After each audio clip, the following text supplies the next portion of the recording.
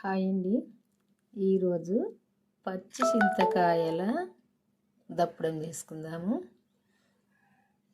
ఇది పాతకాలం వంట. వెనకటి వాళ్ళు దప్పడమే అనేది. ఇది ఏంటంటే ఈ పప్పు చారు ఒక్కన్లో పోసుకోవడం, దప్పడం చేసుకోవడం అనేది మా అమ్మమ్మ కాలంలో, నానమ్మ కాలం అప్పుడు ఇది పాతకాలం వంట. ఈరోజైతే వాళ్ళు చేసినట్టు చేద్దామని చేస్తున్నా. ఈ పచ్చి చింతకాయలు ఇవి ఉడకబెట్టుకోవాలి. అందులోకి కావాల్సినవి కరివేపాకు, కొత్తిమీర, ఎల్లిగడ్డ, ఉల్లిగడ్డ, కందిపప్పు, కారం, ఉప్పు, తాలింపుకు ఎండుమిర్చి, ఇంకా అన్నీ మనకి తెలిసిందే. ఇవి జీలకర్ర, ఆవాలు అన్నీ వేసుకోవడం తెలిసిందే తాలింపుకు. ఇంకా ఈరోజైతే ఈ దప్పడం చేస్తా పచ్చి చింతకాయలతోటి. ఇప్పుడైతే ఈ పప్పును ఫస్ట్ అయితే కుక్కర్లో వేసి ఉడకబెట్టుకుందాము. ఈ చింతకాయలు ఒక గిన్నెలో వేసి ఉడకబెట్టుకుందాము. ఇప్పుడు ఈ కుక్కర్లో ఉడకబెట్టుకుందాము.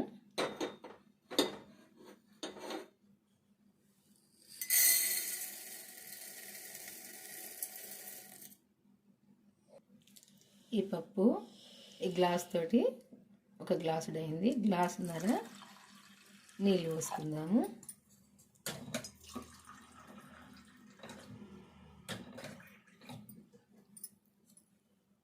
గ్లాసున్నర పోసుకుంటే సరిపోద్ది.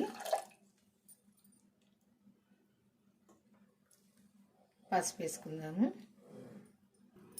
కొంచెం ఇప్పుడు నూనె వేసుకుందాము. ఈ నూనె ఎందుకంటే మంచిగా మెత్తగా ఉడుకుతుంది. ఉడకడం ఎట్లయినా మెత్తగానే ఉడుకుతుంది, కానీ పొంగు కూడా రాదు. కొంచెం వేసుకోవాలి.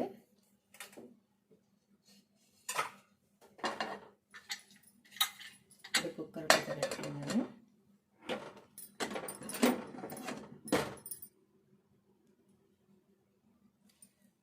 ఇప్పుడు చింతకాయ ఉడకబెట్టుకుందాము. గిన్నె తీసుకొని ఈ చింతకాయను శుభ్రంగా కడుక్కొని ఇట్లా ఈ నారలు ఉంటే ఇట్లా తీసేసుకొని, కాడలు ఇట్లా తీసేసుకొని కొంచెం ఇలా నీళ్ళు పోసి ఉడకబెట్టుకోవాలి.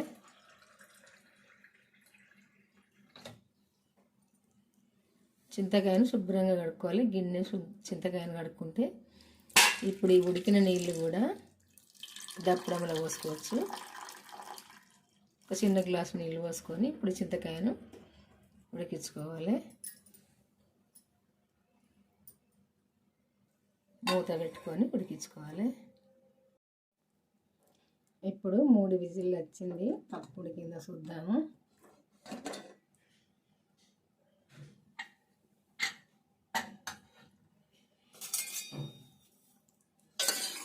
మెత్తగా ఉడికింది. 3 విజిల్లు అయితే ఉడికింది. ఇది కందులు ఇసురుకున్న పప్పు అండి. కొంచెం పొట్టు ఉంటుందని అనుకోవద్దు. మంచిదే కదా ఒంటికి. పొట్టుంటే ఎక్కడన్నా ఒకటి కొంచెం పొట్టు ఉంది ఉండనిగానే ఉంచడం. మేమైతే ఇది ఇట్లా మెత్తగా ఉడికింది. కొంచెం ఇట్లా గంటె బట్టి ఇట్లా గంటతో ఇట్లా కలుపుకొని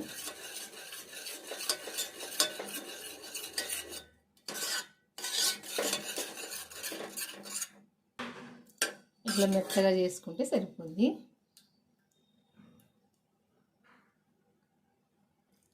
చింతకాయలు కూడా అట్లా విడిగా పెట్టుకుంటే సరిపోద్ది. ఇవి మెత్తగా అవుతాయి. ఇదే నీళ్ళల్లో ఇట్లా పిండుకోవాలి. ఇది ఇట్లా కలిపితే ఇందులో ఉన్న చారు వస్తుంది.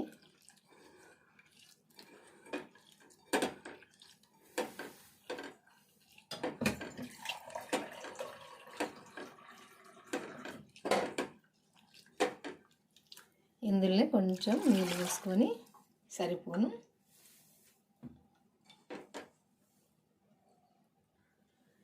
ఈ మనము ఈ తీసుకున్న చారు ఈ పప్పులో పోసుకోవాలి.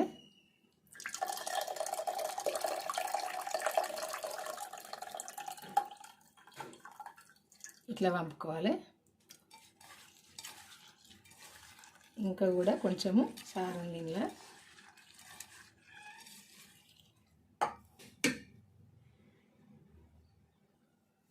ఇప్పుడు ఈ చారు పులుపుకు సరిపోని తీసుకోవాలి.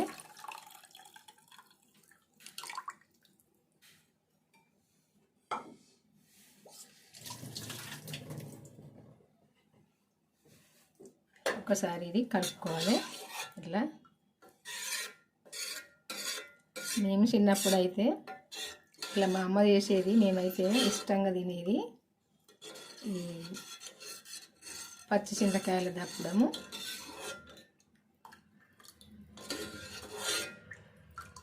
దప్పడం అంటే చూసారు కదా, ఈ పప్పుకు సరిపోను ఈ చారు కూడా సరిపోయింది. ఇట్లా కొంచెము చిక్కగా ఇట్లా ఉండాలి, మరీ చిక్కగా ఉండద్దు. చూసారు కదా, పప్పు కూడా చారులోనే కలిసిపోవాలి. ఇట్లా ఇప్పుడు ఇందులో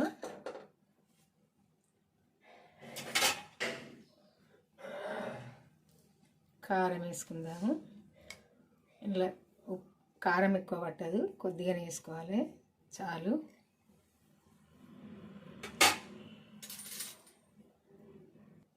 ఉప్పు కూడా వేసుకోవాలి. ఉప్పు కూడా ఇంత వేసుకుందాము, సరిపోద్ది. సగం చెంచా. కారం కూడా పావు చెంచా కంటే కొంచెం ఎక్కువ వేసిన, ఈ ఉప్పు కూడా సగం చెంచా కంటే కొంచెం తక్కువ వేసిన సరిపోద్ది. టేస్ట్ చూసినాక వేసుకుందాము. ఒక్కసారి ఇట్లా కలుపుకొని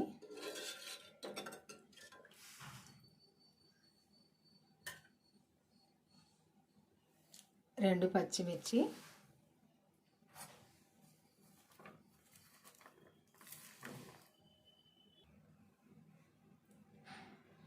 ఉల్లిగడ్డ ఎక్కువ వేసుకోవద్దు, ఎక్కువ వేసుకుంటే కూరలాగా ఉంటుంది. ఇది కూడా సరిపోనే వేసుకోవాలి. ఎల్లిపాయ, జీలకర్ర ఇట్లా దంచేసుకోవాలి. ఇప్పుడు కొత్తిమీర,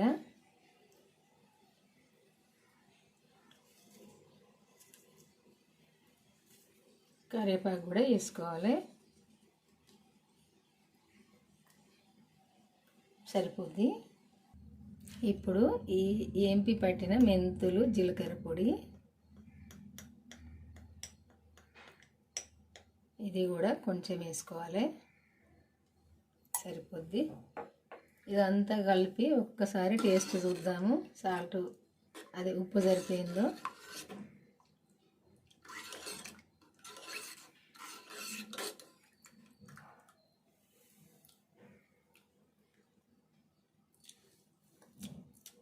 కొంచెం పుల్లగా ఉంది, కొంచెం నీళ్ళు పోసుకుందాము.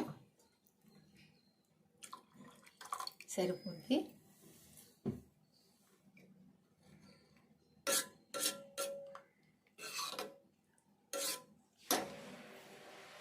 చప్పగా కూడా ఉంది, కొంచెము ఉప్పు వేసుకుందాము. సరిపోద్ది. ఇది కొద్దిసేపు మరిగించుకోవాలి, అదే మరగనియాలి. ఎందుకంటే ఇవన్నీ కూడా ఉడకాలి. ఈ ఉల్లిగడ్డ, కొత్తిమీర, ఈ కరివేపాకు ఇవన్నీ కూడా ఉడకాలి. ఉడికేటట్టు మరగనియాలి. ఇట్లయితే చేసేదండి మా చిన్నప్పుడు, మా అమ్మ అయినా మా అమ్మమ్మ అయినా. ఎందుకంటే వాళ్ళు చేయంగా నేను చూద్దు, అప్పుడైతే చూసిన, ఇప్పుడైతే చేస్తాను. టేస్ట్గానైతే బ్రహ్మాండంగా ఉంటుందండి. తెలంగాణ పచ్చి చింతకాయల దప్పడం ఇది టేస్ట్ తగ్గేదే లేదు, సూపర్గా ఉంటుంది. మీరు కూడా ఒక్కసారి అయితే చేయండి. చేసి అయితే తిన్నాక తెలుస్తుంది, నేను చెప్పినాను కాదు. ఇదైతే మరగనిద్దాము. ఇప్పుడు ఇట్లా మరగాలి.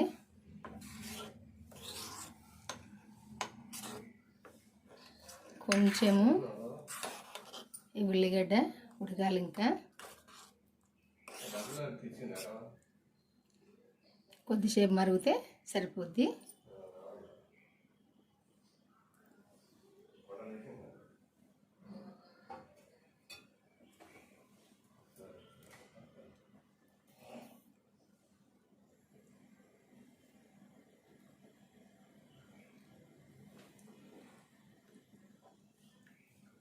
పొంగకుండా చూసుకోవాలి. పొంగిపోయిందంటే టేస్ట్ మారిపోద్ది.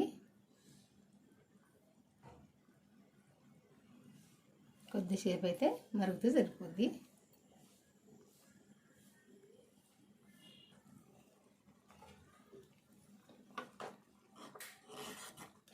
ఇట్లా మరిగితే సరిపోద్ది. ఇది మరీ ఎక్కువ మరగద్దు. మనము సాంబార్ కదా మరిగించుకున్నట్టు అంతగానో మరగవలసిన పని లేదు. ఇట్లా మరిగితే సరిపోద్ది దప్పడము. ఇప్పుడు ఇది తాలింపు చేసుకుందాము.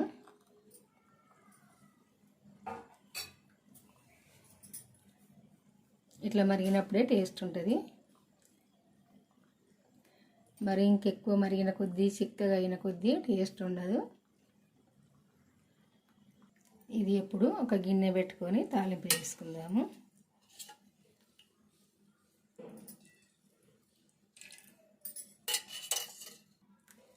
ఈ స్పూన్ తోటి ఒక స్పూన్ వేసిందండి నూనె పోసిన ఒక్క దానడు.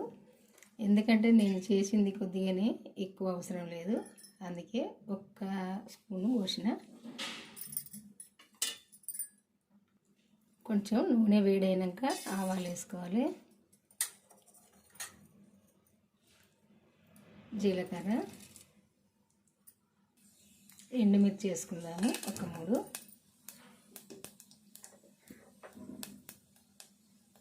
తాలింపు ఎక్కువ మాడిపోకూడదు.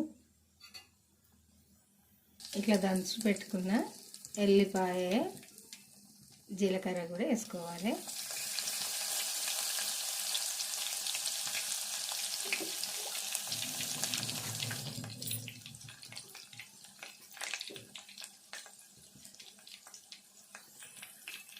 ఇప్పుడు కరివేపాకు వేసుకుందాము తాలింపుకు. కొత్తిమీర వేసుకుందాము కొంచెము.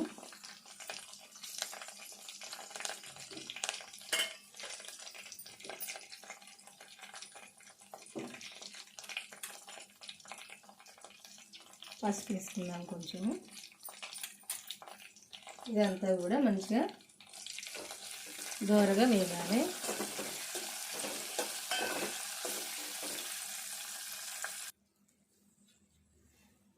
ఈ తాలింపు ఇట్లా మంచిగా ఇట్లా వేగినాక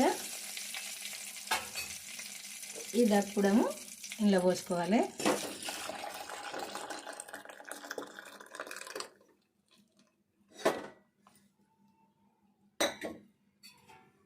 ఇంతే అండి, చూసిరు కదా పచ్చి చింతకాయ దప్పడం. వెనకటి వాళ్ళైతే ఎక్కువ ఇట్లా చేసుకునేది, పెద్ద గంజ నిండా చేసుకునేది. ఎందుకంటే అప్పుడు ఉమ్మడి కుటుంబాలు కదా, అందుకే సరిపోపు పెద్ద గంజ నిండా చేసుకునేది. అట్లయినా సరిపోపు అట్లా చేసుకునేవాళ్ళు. మంచిగా కమ్మగా టేస్ట్గా తినేవాళ్ళు. ఇట్లా ఉంటుందండి టేస్ట్గా కమ్మగా. మీకు నచ్చితే మీరు కూడా చేసుకోండి. చేసుకొని ఎట్లుందో తిన్నాక కామెంట్ చేయండి. నేను అన్నానని కాదు, టేస్ట్గానే అయితే ఉంటుంది.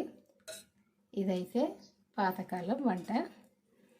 ఇది మీ అందరికీ నచ్చింది అనుకుంటా. ఇది అప్పడం నచ్చితే ఒక లైక్ చేసి మన ఛానల్ సబ్స్క్రైబ్ చేసుకొని వాళ్ళు ఉంటే చేసుకోండి.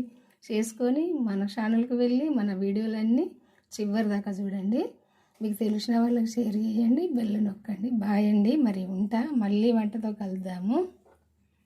ఈరోజైతే ఈ వంట.